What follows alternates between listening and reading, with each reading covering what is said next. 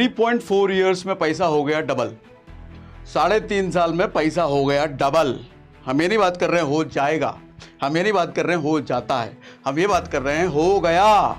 ऐसे लोगों को देख के लगता है आज स्वयं परमात्मा के दर्शन हुए। इतना तो भगवान मेरे बारे में सोच रहे हैं जितना ये इंसान मेरे बारे में सोच रहा है। 3-4 साल में पैसा डबल बोलकर लोगों को बरमोहित कर लिया और 10 म्यूचुअल फंड रेकमेंड कर दिए और नीचे अपना पेड सब्सक्रिप्शन लिंक डाल दिया। ऐसे महापुरुष इसी सदी की देन है। कलयुग का इकलौता सहारा है ये लोग। गरीबों की दुआ लगेगी इन्हें। आधी नॉलेज देकर बच्चों को बहला फुसला लिया और चुपके से अपना सब्सक्रिप्शन चेप दिया, और बच्चे भी ये सब्सक्रिप्शन ले लेंगे गुरु दक्षिणा समझकर, और ये गधे अपनी जेबें भरते रहेंगे। मगर ये इकलौते नहीं है, ऐसे और भी गधे आज पकड़ के लाया हूं। आज सबका फेस रिवील होगा ऑल्टर ओपिनियन की इस वीडियो में। 4 साल में पैसा डबल, इस स्टेटमेंट से लोग अट्रैक्ट होते हैं इन्वेस्ट करने के लिए। मगर इन्होंने जो म्यूचुअल फंड सजेस्ट किए उनमें सच में 3-4 साल में पैसा डबल हुआ, तो फिर मैं व्यूज के लिए टारगेट क्यों कर रहा हूं? दिक्कत यह है कि यह आधी नॉलेज है। 2019-20 में कोविड के कारण इंडियन मार्केट्स कोलैप्स करी, पूरी दुनिया रिसेशन में थी, तो बहुत सारे स्टॉक्स 50 से 100% तक गिरे। अब जाहिर सी बात है कि 3-4 साल में ये रिकवरी तो होनी ही थी, और वो गेन्स आज के सो कॉल्ड ट्रेडर्स एंजॉय कर रहे हैं। आप इस चार्ट को ध्यान से देखिए। 2020 में तकरीबन 4 करोड़ डीमेट अकाउंट थे इंडिया में, और आज 2024 में तकरीबन 18 से 20 करोड़ डीमेट अकाउंट है। यानी कि ज़्यादातर रिटेल इन्वेस्टर्स इसी पीरियड में आए हैं और उन्होंने बुल मार्केट का फ़ायदा उठाया है। In self acclaimed so called finance experts ने असली रिसेशन तो देखा ही नहीं है। इन्होंने ये 4-5 साल की ग्रोथ को पैरामीटर मानकर एनालिसिस किया है। अगर ये सच है तो ऐसा एनालिसिस आपको ही मुबारक। जो ग्रोथ पिछले 4-5 सालों में हुई है, आगे भी ग्रोथ उसी पेस पर होगी, ये क्लेम करना सिर्फ हाफ नॉलेज नहीं बल्कि फेक नॉलेज है। अगर आप 10,000 रुपए महीना कमाते हैं और लो रिस्क में इन्वेस्टमेंट करना चाहते हैं तो 5,000 रुपए प्रोविडेंट फंड, 3,000 रुपए की बैंक एफडी, 2,000 रुपए के डेट में। सही तो बोल रहा है। फिर रोटी के लिए गुरुद्वारा, कपड़े के लिए मंदिर और रहने के लिए रहन बसेरा। पैसा खर्च थोड़ी होता है, सारा का सारा इन्वेस्ट ही तो करना होता है। उधर घर में माँ भूखी बैठी है और बच्चा अंकुर वारिकों को देखकर पैसा इन्वेस्ट कर रहा है। पेट भरना थोड़ी जरूरी है, रिटायरमेंट प्लान ज्यादा जरूरी है। आपकी 10-20 हजार की सैलरी में से आप इन्वेस्ट क्यों नहीं कर रहे? अंकुर सर को यह लगता है कि उस बच्चे को इन्वेस्टमेंट का मतलब नहीं पता, शायद इसलिए इन्वेस्ट नहीं कर रहा। अबे होशियार, उसकी 10-20 हजार की सैलरी से उसका खर्चा नहीं निकल रहा और तू उसे इन्वेस्ट करने के लिए बोल रहा है। शुरू करेंगे जो मेरे हिसाब से मिनिमम होना चाहिए।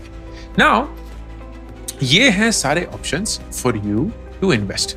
बहुत सारे और भी ऑप्शंस हैं, लेकिन ये ट्रेडिशनली स्टैंडर्ड ऑप्शंस होते हैं। एक तो एक्सेल बंद कराओ इनका, टूटा फूटा एनालिसिस एक्सेल पे कर देते हैं और बच्चे अंकुर चला रहे हैं। 10,000 की सैलरी में 10 साल में आपके पास कितना पैसा होगा? अब भाई कोई पैसा नहीं होगा, सब खर्च हो जाएगा। 10,000 की सैलरी में 8,000 खर्चा दिखा के 2,000 इन्वेस्ट करने को बोल रहा है, और 2,000 के लिए भी 8 ऑप्शन खोल के बैठा है। उसमें तो एक रियल एस्टेट भी है। शुक्र करो इसने वहां पैसा नहीं डाला, वरना अभी पकड़ के लाता इसे ये लगता है कि नंबर्स ही सब कुछ है, और नंबर्स के बेस पर सारा एनालिसिस कर देंगे। और सोसाइटी में घर की असली फाइनेंशियल रिक्वायरमेंट्स क्या है, जब आप वो नहीं सोचते तो पढ़े लिखे अनपढ़ ऐसे एनालिसिस करते हैं। इस वीडियो में देखेंगे कितना इन्वेस्ट करना चाहिए। अंकुर भाई घर में रोटी नहीं है। कहां इन्वेस्ट करना चाहिए। पर अंकुर भाई पैसा नहीं है। कितने शेयर या परसेंटेज में इन्वेस्ट करना चाहिए। सर पे कर्जा है अंकुर भाई। एंड अगर आप वहां इन्वेस्ट करना चाहते हैं तो कौन कौन से ऑप्शंस हैं जिसको आप कंसिडर कर सकते। चप्पल लाना। 10,000 की सैलरी वालों को भी अपनी किताब चेप रहा है। थोड़ी शर्म लज्जा है क्या भाई?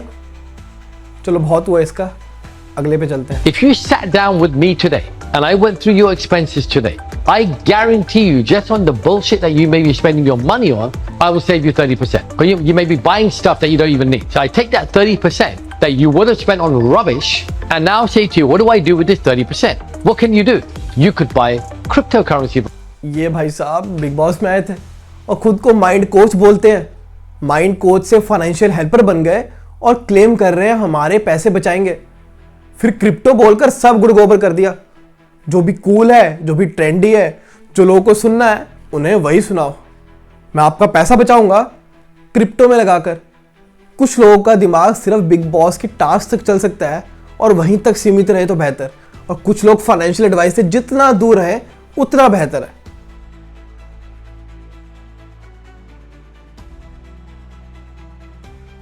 ये भाई साहब की आधी वीडियोस के टाइटल हैं which stocks to buy, which stocks I buy, फिर ये बोलते मैं रेकमेंडेशन नहीं दे रहा।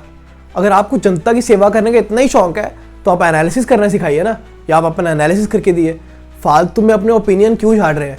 ये एक तरह का सॉफ्ट इन्फ्लुएंस है जहाँ पूरा टाइटल और वीडियो में रिकमेंडेशन होंगी और नीचे एक छोटा सा नोट डाल दिया जाएगा। अगर इतना ही ज्ञानी बनना है तो सेबी के साथ ऑथराइज्ड होकर बनिए ना। मैं ये नहीं बोल रहा हूँ कि इनके रिकमेंडेशन सारे गलत ही होंगे। मेरा पॉइंट ये है कि रेकमेंड करने के लिए ना तो ये ऑथराइज्ड है और ना ही इनकी कैपेबिलिटी है, तो फिर फालतू लोगों को गधा क्यों बनाना है। ऐसे इन्फ्लुएंसर्स मार्केट में बहुत ज़्यादा बढ़ रहे थे और पैंडेमिक की तरह फैल रहे थे, तो जाहिर सी बात है इनका पॉपुलेशन कंट्रोल बिल भी तो आना ही था, और ये बिल सेबी लेके आया। One is if they are not registered investment advisors or research analysts and yet they are giving investment advice or research analysis, then that's a inappropriate activity. They're supposed to register with us. Since they are unregistered and they're still doing it, so they're breaking the law. Regulation on finfluencers यानी कि financial influencers. अब एकदम से सभी recommendation channel के बीच डर का माहौल था और PR सुंदर इसी तूफान में बह गए। सेबी के हिसाब से दो ऐसी एलिगेशन थी जिसके हिसाब से PR सुंदर और उनकी कंपनी एडवाइजरी सर्विसेज प्रोवाइड कर रही थी बिना सेबी से रजिस्टर हुए। एग्जामिनेशन के बाद यह पाया गया कि PR सुंदर एडवाइजरी सर्विसेज दे रहे थे अपनी वेबसाइट www.prsundar.blogspot.com के थ्रू, और इन सर्विसेज के अगेंस्ट जो वो फीस ले रहे थे वो एक पेमेंट गेटवे के थ्रू मैनसन कंसल्टेंसी लिमिटेड के पास जा रही थी और उनका बैंक अकाउंट ICICI बैंक में था। सेबी ने यह पाया कि इनके एडवाइजरी सर्विसेज परचेज, सेल और ट्रेड के लिए रिकमेंडेशंस दे रही थी और लोग भी रिकमेंडेशंस ले रहे थे, उसके अगेंस्ट फीस भी दे रहे थे। अब ये गलत क्यों है? गलत इसलिए है कि आप एडवाइजरी सर्विस तभी दे सकते हो जब आप सेबी के साथ रजिस्टर्ड हो। तो इनका फ़ायदा दो तरीके से हो रहा था, एक तो ये फीस लेके कमा रहे थे और दूसरा पर्सनल बेनिफिट। एग्जाम्पल के लिए मैंने सुबह एक शेयर लिया, अब मुझे उसका प्राइस बढ़ेगा तो फ़ायदा होगा, तो मैंने अपने लोगों को भी वो शेयर लेने के लिए बोल दिया। अब क्योंकि उस शेयर की डिमांड बढ़ गई तो प्राइस भी बढ़ गया और मैं उसको बेचकर निकल सकता हूँ और अपना एग्जिट ले सकता हूँ। अगर 2-3 लोग ये एडवाइजरी सर्विस लेंगे तो ज़्यादा फर्क नहीं पड़ेगा, मगर अगर मेरी पूरी कंपनी और काफ़ी लोग ऐसे कर रहे हैं तो उससे लोगों को बहुत फ़ायदा होता है, पर जो कि ये इलीगल है। इन सबकी स्ट्रैटेजी सिमिलर है, रिकमेंडेशन दो, लोगों को इन्फ्लुएंस करो, ट्रेडिंग चिल्लाओ और खुद का पैसा बनाओ। चलिए एक ऑल्टरनेटिव ओपिनियन एक्सप्लोर करते हैं। अगर मेरी सैलरी सच में 10 से 30 हज़ार के बीच में है और मैं Tier 1 या Tier 2 सिटी में रह रहा हूँ तो मेरा तो खुद का खर्चा ही नहीं निकल रहा। इन्फ्लुएंसर्स की माने तो सारा का सारा पैसा इन्वेस्ट कर दो, पर मैं तो खुद का खाना नहीं खा पा रहा हूँ और घर वालों की नीड्स तो बहुत दूर की बात। इन्फ्लुएंसर्स के हिसाब से 10 में से 2000 इन्वेस्ट कर दो। ये सब सुनने में अच्छा लगता है और ये लोग आपको नंबर्स में घुमाते रहेंगे और उलझा कर रखेंगे और आप सबका गधा बनाते रखेंगे।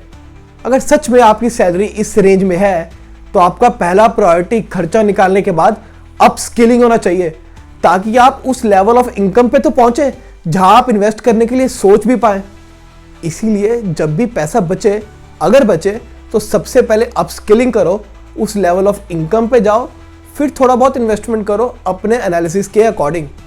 और इन सो कॉल्ड फाइनेंशियल इन्फ्लुएंसर्स के रिकमेंडेशन मानकर अंधा बाय सेल मत करो। उनका ओपिनियन देख लो, मगर उसके बाद अपना खुद का एनालिसिस करो, और जहां कहीं भी 2 साल में पैसा डबल वाले लोग मिल जाएं तो समझ जाओ कि ये सब घपला है। और अगर आपको सच में इन्वेस्टमेंट के रिगार्डिंग नॉलेज नहीं है या आपके पास टाइम नहीं है और आपको कंसल्टेंसी चाहिए तो सेबी ऑथराइज्ड और रजिस्टर्ड ब्रोकर से कंसल्ट करो, उससे आपका फ़ायदा ज़्यादा होगा, इन इंटरनेट गुरु से नहीं।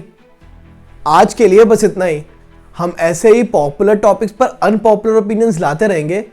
आपका क्या ओपिनियन है इन फाइनेंशियल इन्फ्लुएंसर्स के लिए? कमेंट में लिखना। वीडियो अच्छी लगे तो लाइक और सब्सक्राइब करना। शुक्रिया।